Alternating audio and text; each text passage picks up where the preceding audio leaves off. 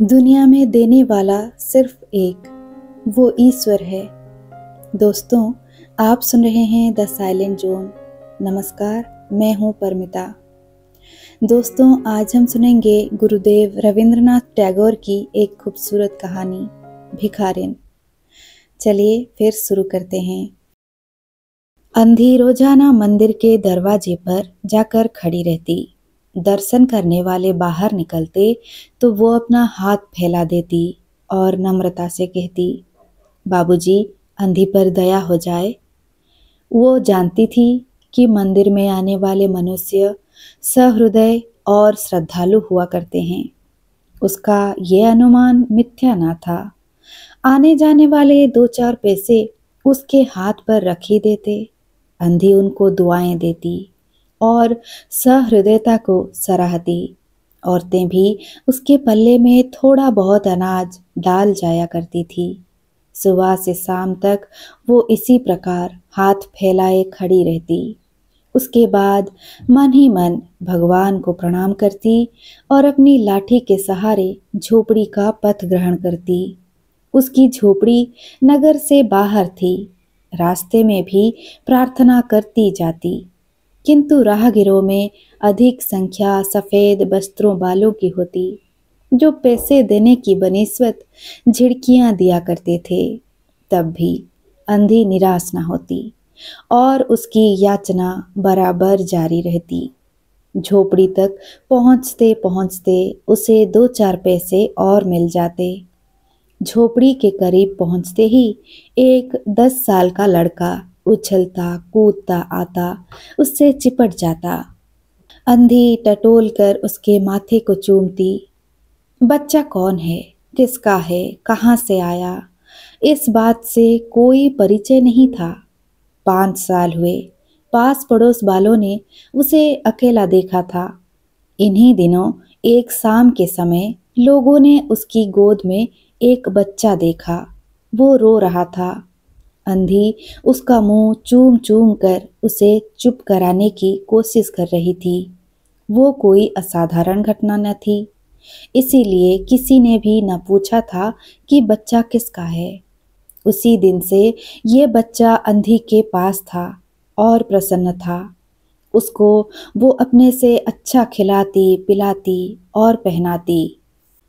अंधी ने अपनी झोपड़ी में एक हंडिया गाड़ रखी थी। शाम के समय जो कुछ मांग कर लाती उसमें डाल देती और उसे किसी वस्तु से ढक देती, इसीलिए कि दूसरे व्यक्तियों की दृष्टि उस पर ना पड़े।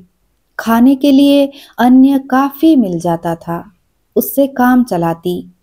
पहले बच्चे को पेट भर कर खिलाती, फिर स्वयं खाती। रात को बच्चे को अपनी छाती से लगाकर वहीं पड़ जाती। सुबह होते ही उसको खिला पिलाकर फिर मंदिर के दरवाजे पर जा खड़ी होती। काशी में सेठ बनारसी दास बहुत प्रसिद्ध व्यक्ति थे। बच्चा बच्चा उनकी कोठी को जानता था। बहुत बड़े देशभक्त और धर्मात्मा थे। धर्म में उनकी बड़ी रुचि थी। दिन के 12 बजे सेठ स्नान ध्यान में संलग्न होते थे। परंतु ऐसे आदमियों का भी तांता बंधा रहता जो अपनी पूंजी सेठ जी के पास धरोहर के रूप में रखने आते थे। सैकड़ों भिखारी अपना जमा पूंजी सेठ जी के पास जमा कर जाते। अंधी को भी ये बात मालूम थी, किंतु पता नहीं अब वो अपनी कमाई यहाँ जमा कराने में क्यों हिचकिचाती थी। उसके पास काफी रुपए हो गए थे। हंडी लगभग पूरी भर गई थी। उसको डर था कि कोई चुरा ना ले। एक दिन शाम के समय अंधी ने वो हंडी उखाड़ी और अपने फटे हुए आंचल में छिपाकर सेठ जी की कोठी पर पहुंची। सेठ जी ने हंडी की ओर देखकर कहा, इसमें क्या है? अंधी ने उत्तर दिया, भीख मांग मांग कर अपने बच्चे के लिए 2-4 पैसे इकट्ठे किए हैं। अपने पास रखते हुए डरती हूँ। कृपया इन्हें आप अपनी कोठी में रख ले। सेठ जी ने मुनीम की ओर इशारा करते हुए कहा, वहीं में जमा कर लो। फिर बुढ़िया से पूछा, तेरा नाम क्या है? अंधी ने अपना नाम बताया। मुनीम जी ने नकदी गिनकर उसके नाम में जमा कर ली और वो सेठ जी को आशीर्वाद देती हुई अपनी झोपड़ी में चली गई।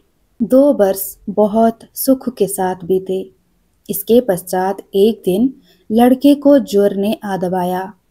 अंधी ने दवा दारू की, झाड़ फूंक से भी काम लिया, टोने टोटके की परीक्षा की, परंतु सारी कोशिशें बेकार साबित हुई। लड़के की दशा दिनों दिन बुरी होती गई। अंधी का हृदय टूट गया। साहस ने जवाब दे दिया, निराश हो गई। परंतु फिर ध्यान आया कि शायद डॉक्टर के इलाज से कुछ फायदा हो जाए। इस विचार के आते ही वो गिरती पड़ती सेठ जी की कोठरी पर आ पहुंची। सेठ जी वहां मौजूद थे। अंधी ने कहा, सेठ जी, मेरी जमा पूंजी में से 10-5 रुपए मुझे मिल जाए तो बड़ी मेहरबानी हो। मेरा बच्चा मर रहा है, डॉक्टर को दिखाऊंगी। सेठ जी ने कठोर स्वर में कहा, कैसी जमा पूंजी, कैसे रुपए? मेरे पास किसी के रुपए जमा नहीं है। अंधी ने रोते हुए कहा, 2 वर्ष हुए मैं आपके पास धरोहर रख गई थी, दे दीजिए, बड़ी दया होगी। सेठ जी ने मुनीम की ओर रहस्यमयी नजर से देखते हुए कहा, मुनीम जी, जरा देखना तो, इसके नाम की कोई पूंजी जमा है क्या? तेरा नाम क्या है रे? अंधी की जान में जान आई, आस बंधी। पहला उत्तर सुनकर उसने सोचा कि सेठ बेईमान है, किंतु अब सोचने लगी शायद उसे ध्यान न रहा होगा। ऐसा धर्मी आदमी भी भला कहीं झूठ बोल सकता है। उसने अपना नाम बता दिया। उलट पलट कर देखा, फिर कहा, नहीं तो, इस नाम पर एक पाई भी जमा नहीं है। अंधी वहीं बैठी रही। उसने रो रो कर कहा, सेठ जी, परमात्मा के नाम पर, धर्म के नाम पर कुछ दे दीजिए, मेरा बच्चा जी जाएगा। मैं जीवन भर आपके गुण गाऊंगी। परंतु पत्थर में कोमलता न आई। सेठ जी ने गुस्सा होकर उत्तर दिया, जाती हो या नौकर को बुलाऊं? अंधी लाठी टेक कर खड़ी हो गई और सेठ की तरफ मुंह करके बोली, अच्छा, भगवान तुम्हें बहुत दे, और अपनी झोपड़ी की तरफ चल दी। ये आशीर्वाद ना था, बल्कि एक दुखी का श्राप था। बच्चे की दशा बिगड़ती गई। दवा दारू हुई ही नहीं, फायदा क्यों कर होता। एक दिन उसकी हालत चिंताजनक हो गई। प्राणों के लाले पड़ गए। उसके जीवन से अंधी भी निराश हो गई।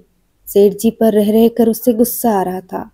इतना धनी व्यक्ति है, 2-4 रुपए दे देता तो क्या चला जाता। फिर मैं उससे कुछ दान नहीं मांग रही थी, अपने ही रुपए मांगने गई थी। उसे सेठ जी से नफरत हो गई। बैठे बैठे उसको कुछ ध्यान आया।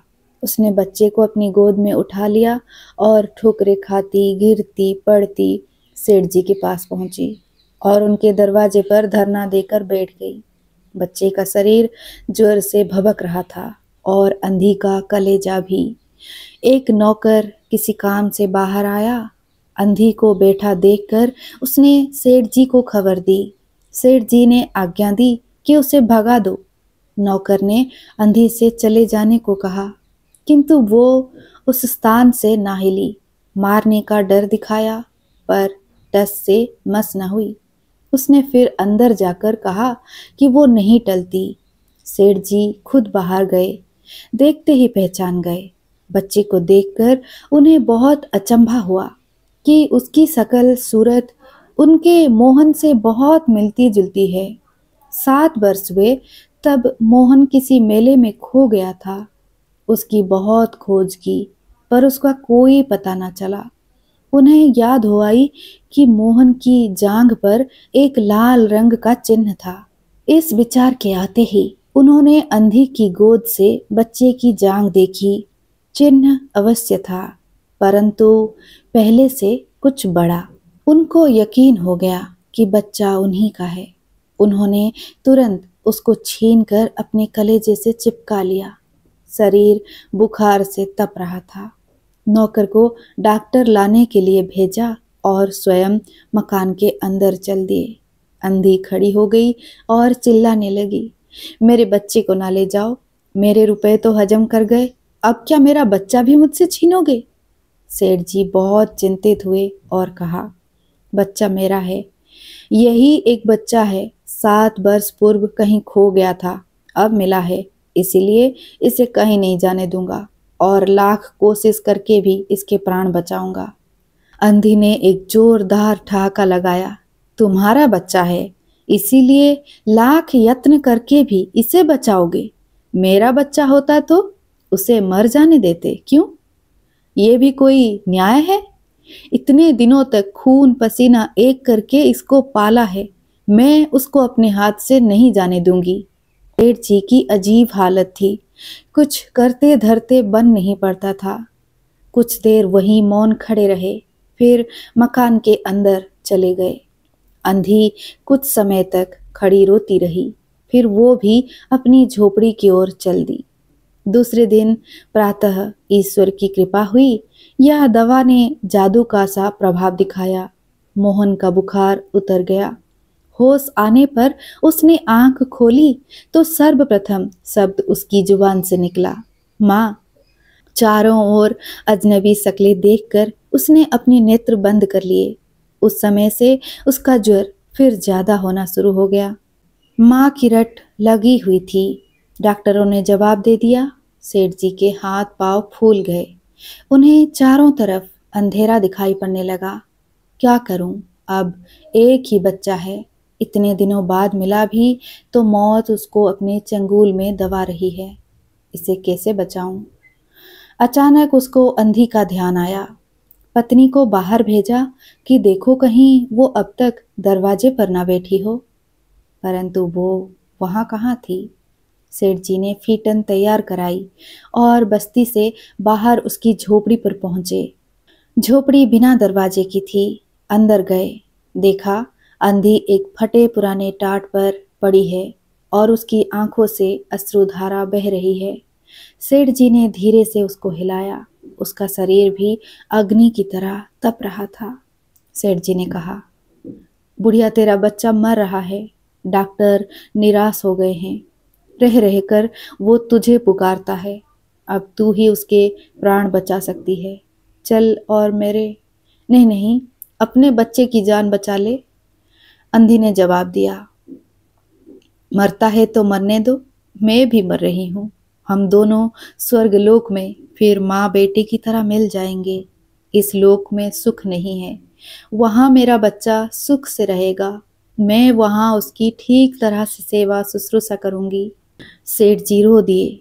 आज तक उन्होंने किसी के सामने कभी सिर न झुकाया था, किंतु इस समय अंधी के पांव पर गिर पड़े और रो रो कर कहा, ममता की लाज रख लो, आखिर तुम भी उसकी माँ हो, चलो तुम्हारे जाने से वो बच जाएगा। ममता शब्द ने अंधी को बेचैन कर दिया। उसने तुरंत कहा, अच्छा चलो। सेठ जी उसको सहारा देकर बाहर लाए और फीटन पर बिठा दिया। फीटन घर की ओर दौड़ने लगी। सेठ जी उसको सहारा देकर बाहर लाए और फीटन पर बिठा दिया। फीटन घर की ओर दौड़ने लगा। उस समय सेठ जी और अंधी भिखारिन दोनों की एक ही हालत थी। दोनों की यही इच्छा थी कि जल्दी से जल्दी अपने बच्चे के पास पहुंच जाए। कोठी आ गई। सेठ जी ने सहारा देकर अंधी को उतारा और अंदर ले गए। भीतर जाकर अंधी ने मोहन के माथे पर हाथ फेरा। मोहन पहचान गया कि ये उसकी माँ का हाथ है।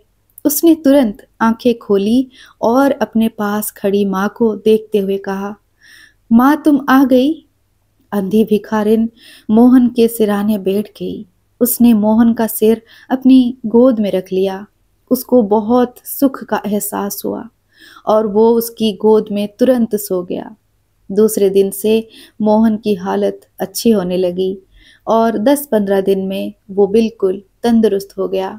जो काम हकीमों के जो सांदे, वैद्यों की पुड़िया और डॉक्टर के मिक्सर ने ना कर सके, वो अंधी की प्यार भरी सेवा ने पूरा कर दिया।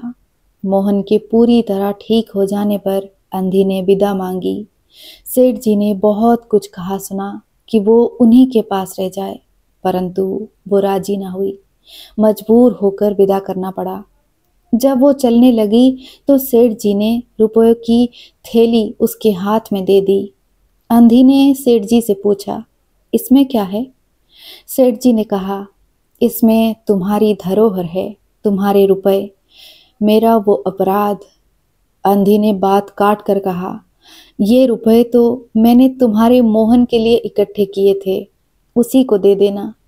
अंधी ने थैली वहीं छोड़ दी और लाठी टेकती हुई चल दी।